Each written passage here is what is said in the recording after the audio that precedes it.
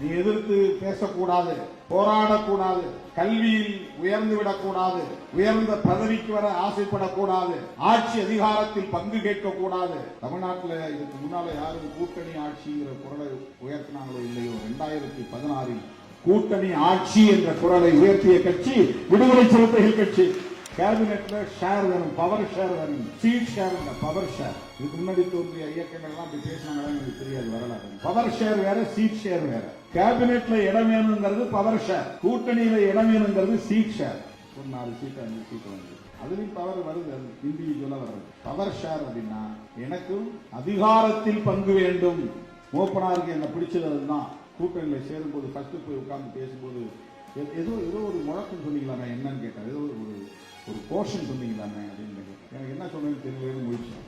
அப்ப அழகிரியும் எழுத்தரவும் சொன்னாங்க, ஆட்சியிலும் பங்கு, அதிகாரத்திலும் பங்கு.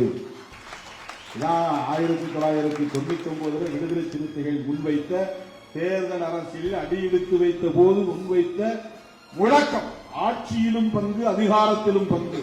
நான் முதல்ல நெய்வேலி அம்பேத்கர் சிலையில மாலை போடும்போது சொன்ன முழக்கம், கடைசி மனிதனுக்கும் ஜனநாயகம், எளிய மக்களுக்கும் அதிகாரம்.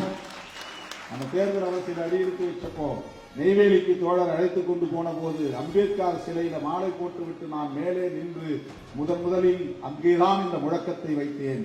கடைசி மனிதனுக்கும் ஜனநாயகம், எளிய மக்களுக்கும் அதிகாரம். அதிகாரத்தை மக்கள்கிட்ட கொடுக்கணும், ஒவ்வொரு தனி மனிதனுக்கும் ஜனநாயகத்தை கொடுக்கும். அதிகாரம் தனி மனிதனுக்கு இல்ல, மக்களுக்கு, சமூக வாரியா மக்களுக்கு. இதையெல்லாம் சொல்லுகிற துணிச்சலை பெற்ற இயக்கம் விடுதலை சிறுத்தைகள் கட்சி.